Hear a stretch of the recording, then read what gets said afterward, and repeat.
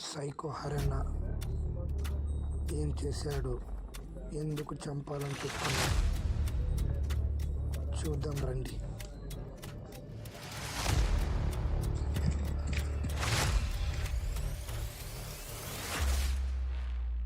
Hello అన్న, ఒక్కని చంపాలనా? వాడు రావాడు.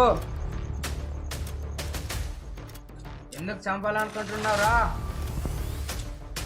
హలో అన్న, మీ దగ్గర నేను కలవాలనుకుంటున్నాను అన్న. మనం కలిసే చోటుకు రారా. సరే వస్తున్నా, ఆగనా.